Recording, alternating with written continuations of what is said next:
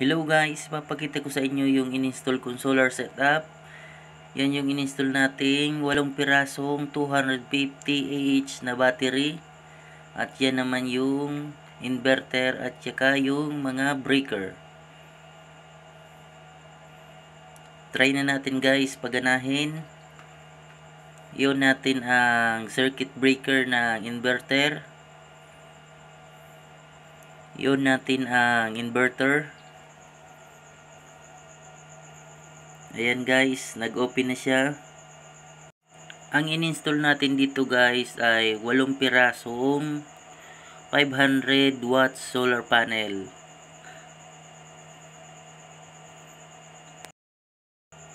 Try natin buksan yung solar panel number 1 kung magcha-charge siya.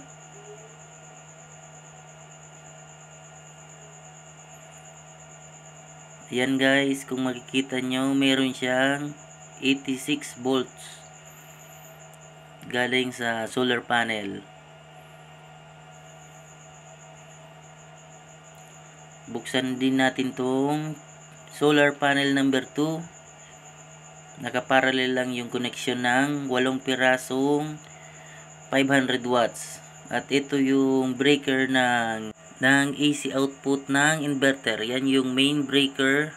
Ang main breaker na linagay natin ay 20 ampere at naglagay tayo ng 10 ampere para sa aircon at 6 ampere naman para sa mga outlet at 4 ampere para sa mga ilaw. Yan guys, trinay natin in-on yung ilaw. Yan yung total watts ng ilaw, 446 watts. Yan, gumagana na yung solar.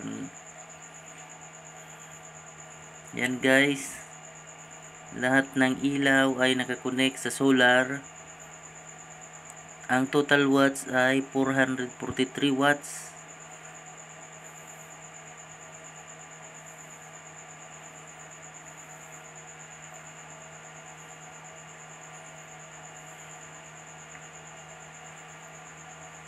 Yan yung breaker ng ilaw o natin. Yun yung total watts ng lahat ng ilaw.